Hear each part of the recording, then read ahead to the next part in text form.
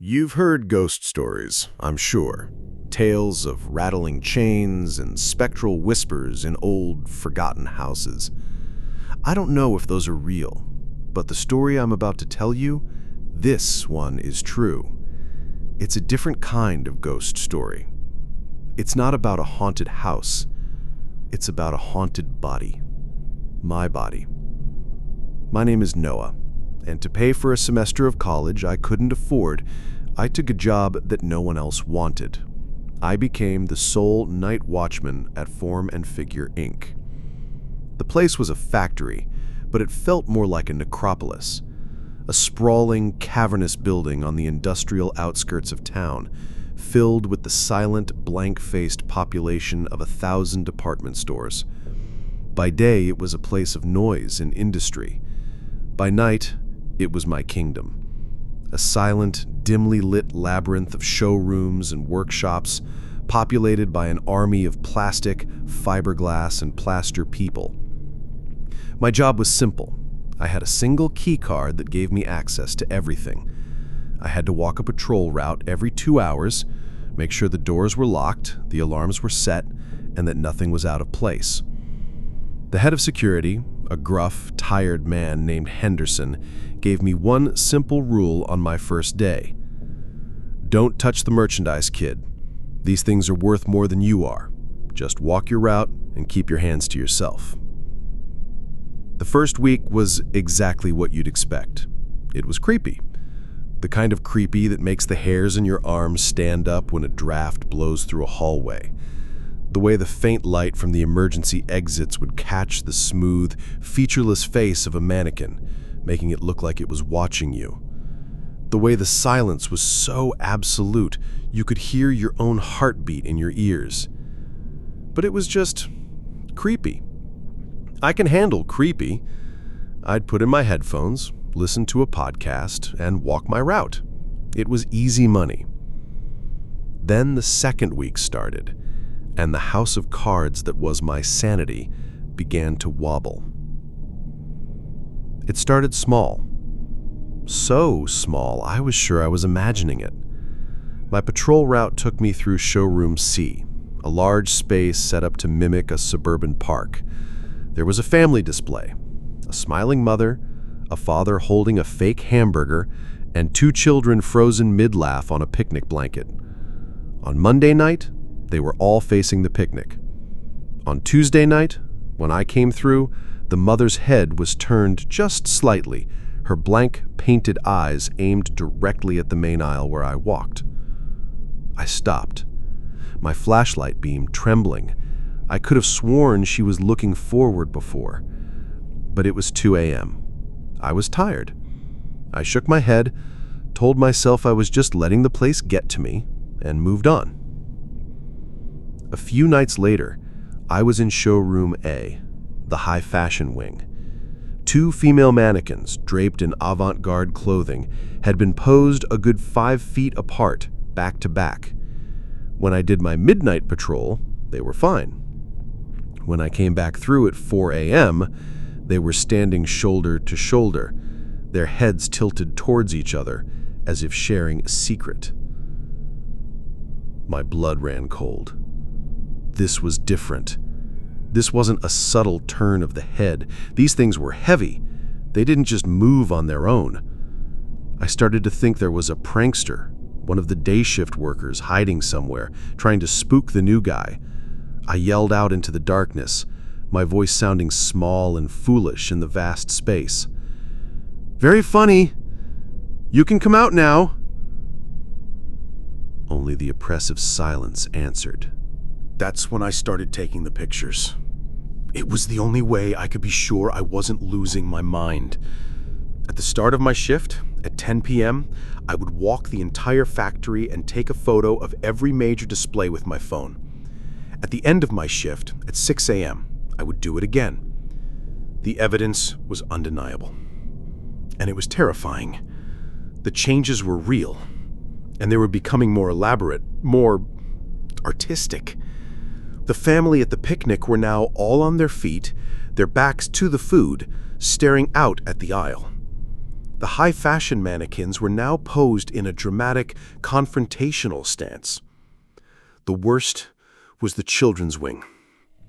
A group of 10 child-sized mannequins, originally set up in a playful line, were now arranged in a perfect, tight circle, all of them facing inwards, their little plaster hands almost touching. It looked like they were in the middle of some silent, sinister ritual. I felt a profound, gut-wrenching dread. There was no prankster. Something else was in that factory with me. Something was moving them while I was on the other side of the building, making my rounds. Something was creating these silent, terrifying tableaus night after night. I had to know what it was. I went to Henderson, my heart pounding. I told him I thought there was a squatter, someone hiding in the factory at night. I showed him the pictures, the clear before and after evidence. He sighed, a long, weary sound, and rubbed his temples. "Look, kid," he said, "the building is old. Things settle. The AC units create weird vibrations, but if it'll make you feel better, I'll give you access to the security archives. You can review the footage from your office. Just don't waste too much time on it." That night, I felt a sense of relief. I would finally have proof. I'd catch the culprit on camera, and this nightmare would be over. I settled into the small, glass-walled security office, a pot of coffee brewing, and pulled up the footage from the previous night. I fast-forwarded through hours of silent, empty hallways, the timestamp in the corner blurring. Nothing. I switched camera feeds, focusing on showroom C, the one with the picnic family. More nothing. I was starting to feel foolish. Then, at 3:17 a.m., I saw movement. A figure stepped into the frame from the main aisle. My breath caught in my throat. It was me. I watched, my blood turning to ice, as the figure on the screen, my figure, walked onto the display floor. It moved with a slow, strange, fluid grace that I didn't recognize. Its face was slack, the eyes vacant and unfocused, and it was wearing a faint, deeply unsettling, placid smile. I watched as my own hands reached out and gently, meticulously turned the head of the mother mannequin. I saw myself reposition the father, moving the heavy figure with an effortless strength I didn't possess. I watched as my body, a vessel for something else, created the very scene that had been terrifying me for a week. I had no memory of any of it. I had been awake, on patrol in another part of the building when this was happening. It was impossible. But the footage was undeniable.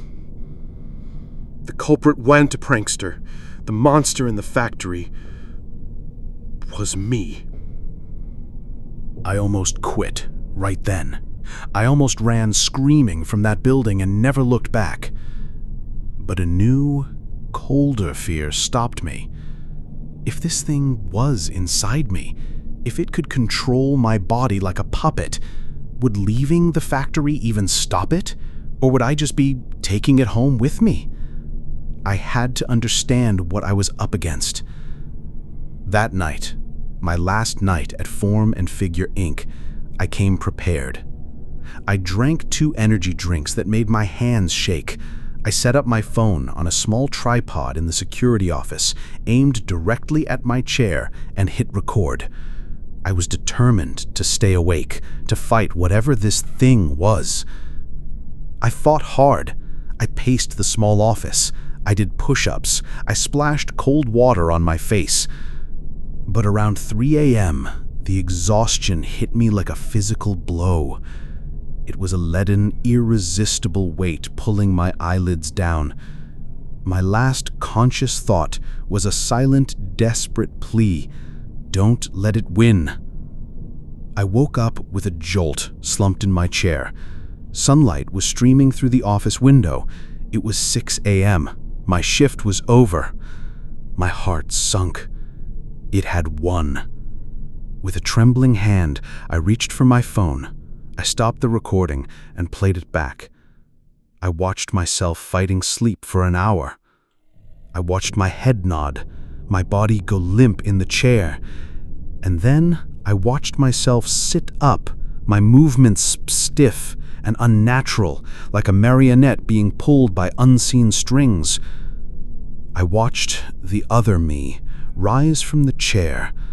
The face was mine, but the eyes were empty, and the faint, slack-jawed smile was plastered on its lips.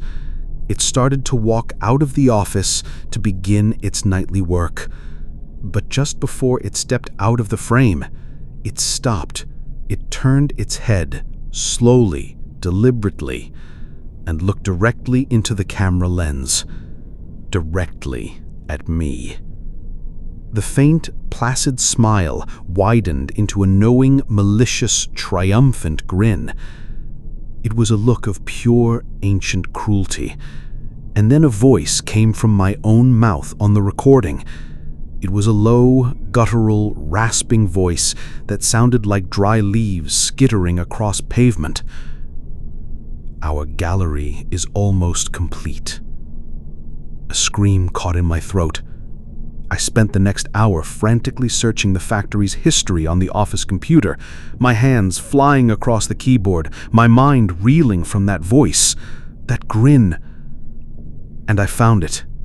In the city archives, a deed from 1888. The factory had been built on the ashes of another structure that had burned to the ground, the Grand Savoy Puppet Theater. The owner and sole puppeteer, a man named Silas Blackwood, was a recluse known for his cruel, lifelike marionettes and his belief that he could imbue them with pieces of soul. He had died in the fire, but his spirit, it seemed, had found a new theater and a new, living puppet. The entity's power wasn't just in the building. It was tied to the figures themselves, the thousands of blank, waiting vessels. My shift was over, but my work wasn't. I wasn't just going to quit. I was going to end this. I walked out of the office and went to the emergency case on the main factory floor. I shattered the glass with my elbow and pulled out the fire axe. It felt heavy and real in my hands. I had to fight my own body's urge to create, to pose, to perfect the gallery. I walked past the beautifully arranged displays, the chilling tableaus, and went straight to the archives in the sub-basement where the oldest models were kept. The classic collection, the ones that had been here the longest. And I began to destroy. The first swing of the axe was the hardest. It felt like sacrilege, a violation. But as the axe bit into the plaster of an old 1950s-era mannequin, shattering its smiling face, I felt a faint tremor in my own mind, a flicker of something else's rage. I worked with a desperate fury, moving through the archives, smashing the silent, staring figures one by one. I shattered their perfect faces, their graceful hands, their poised bodies. With every impact, I felt the presence in my mind screaming in silent, impotent fury. It was losing its anchors. I saved the children's circle for last. I walked into the showroom, the axe resting on my shoulder. They stood there, a silent, sinister congregation. I raised the axe high over my head and brought it down on the nearest one. As the final mannequin shattered into 1,000 pieces, I felt a violent, psychic snap inside my own skull. It was a physical blow. The world went white, and I collapsed to the floor, the axe clattering beside me. I quit the next day. I didn't even bother to collect my last paycheck. Henderson saw the look on my face and just nodded, a flicker of something that might have been understanding in his tired eyes. I finished the semester. I I passed my exams, but I am not the same. Sometimes, late at night, when I'm alone, I'll catch my reflection in a dark window, and for a split second, I'll see it. That faint, slack-jawed smile, the marionette's grin, a chilling reminder of the time my hands were not my own, and a silent, terrifying question that haunts my waking moments. Is the puppeteer truly gone, or is he just waiting for the gallery to be rebuilt?